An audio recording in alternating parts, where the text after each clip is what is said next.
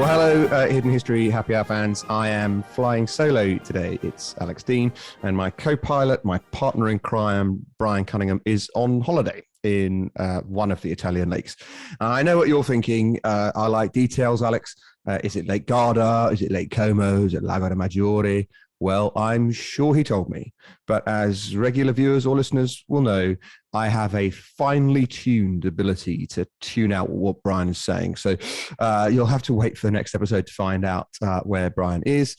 In the meantime, please help me out and click subscribe, hit the like button. It really does help us. And I'm all on my own today. I am in Brian's honor drinking an Italian beer called Moretti. Cheers. I offer you a lonely cheers. And as I write, as I speak, the UK government has performed a U-turn on taxation policy. It was going to abolish the top rate of tax, reducing income tax to the level it has been at for most of the time the Labour Party was in power, down to 40%. But whatever you think of the policy, about the politics of it, in fiscal terms, the tax is worth about £2 billion to the exchequer, which, without being flippant, isn't very much money in government terms. So they figured, I think, that any real market reaction would be irrational. There were other much bigger ticket items in the recent mini budgets, after all. But this is what got attention. It drove the markets crazy, and the government has had to reverse its course.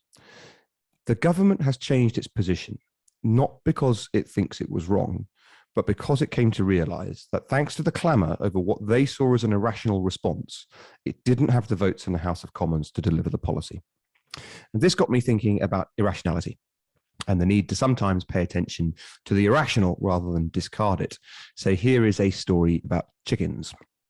The least interesting thing about the Battle of Drepanum, which is now called Trapani, it's in Sicily, is what happened at the Battle of Drepanum. What we're interested in is what happened before and after it. In sum, Rome versus Carthage, First Punic Wars.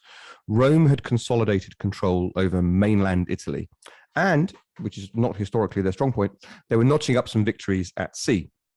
They were keen to carry on doing so against Carthage, and thus rose and then fell Publius Claudius Pulcher, for whom things were going well until they didn't. Side note, Pulcher, by the way, means handsome. And not for the first or last time. It seems the public was swayed by political leaders' matinee idol good looks into entrusting them with responsibilities for which hindsight might suggest they were less than ideally equipped. So Publius Claudius Pulcher, PCP, took a fleet up a channel at Drepanum. He was seeking to ambush the Carthaginians at night and whilst they were at anchor. But the Punic admiral was well ahead of him, and he put to sea via another channel, and in open waters, they utterly marmalized the Roman fleet.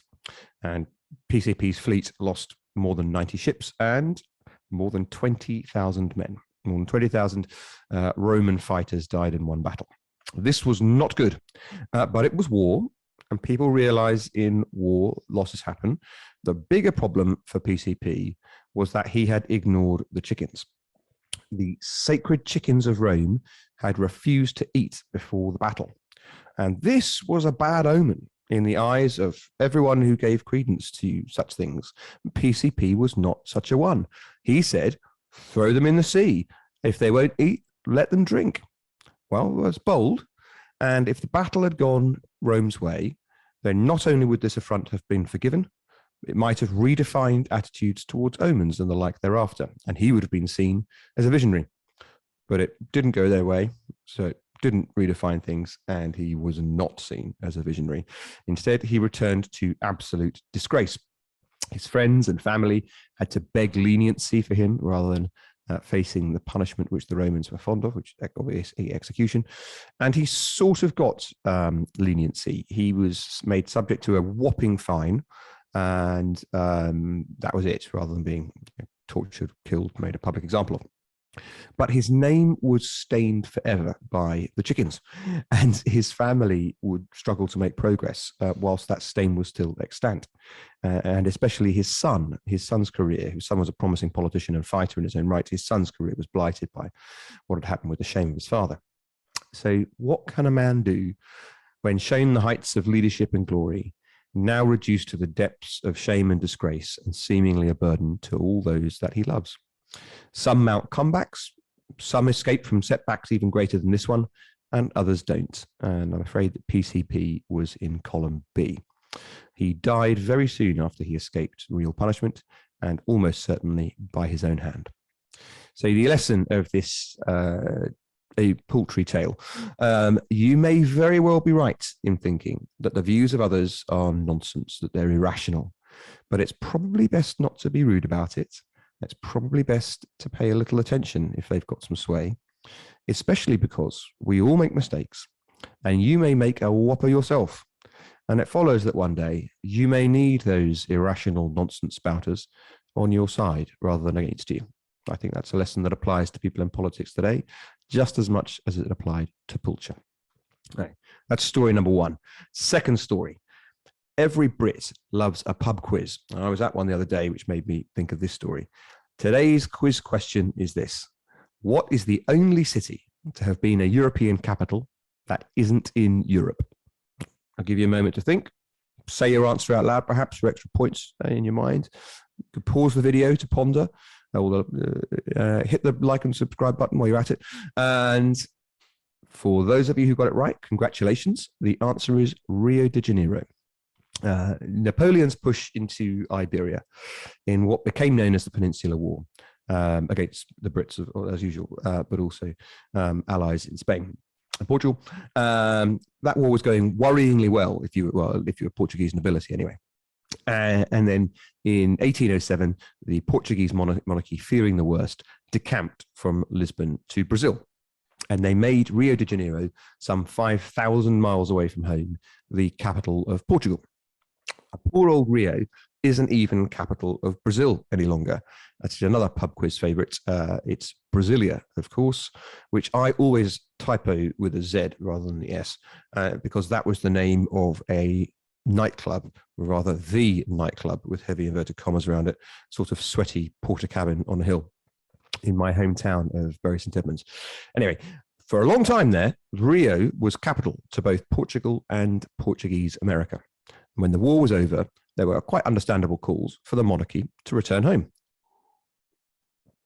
Surely, the realm could not permanently be run from a colony. The problem was that everybody at court really rather liked Rio. John VI, he therefore promptly upgraded Brazil to a kingdom. There it is. It's not a monarchy running things from a colony after all. Long live the United Kingdom of Portugal, Brazil, and the Algarve. What a holiday destination sweepstake. But unsurprisingly, perhaps, nobody actually bought this. You've got to come back, John. We're Portugal. You are the king of Portugal. That's how it works. John dragged it out, but in the end, facing a potential revolution at home, a mere 7 years after the close of hostilities in the Peninsular War, the court returned to Lisbon. John left his son, Prince Pedro, to lead things in Brazil as regent. And he took this responsibility for Brazil's interests and future rather more seriously than his father might have expected, because a year after John left, Pedro declared Brazil independent, renamed himself emperor, established his capital at Rio, and generally waved two fingers towards faraway Europe and his faraway father. And today's lesson, of course, is that daddy issues play an often underestimated part in the fates of nations. But I ought to be fair in terms of historical accuracy and say that the annals report that Pedro hated his mother just as much as well. He was an unhappy son. Anyway, I like the point about daddy issues, and I hope you do too. That's all we got time for on this short episode of the Hidden History Happy Hour. I hope that you have enjoyed it. Don't forget to like and subscribe. Tell your friends about us, because we're always keen for more listeners. My new book, More Lessons from the imaginatively titled More Lessons from History, will be out soon, and I'll be telling some more stories from that in the podcast soon. In the meantime, thank you for listening, and cheers.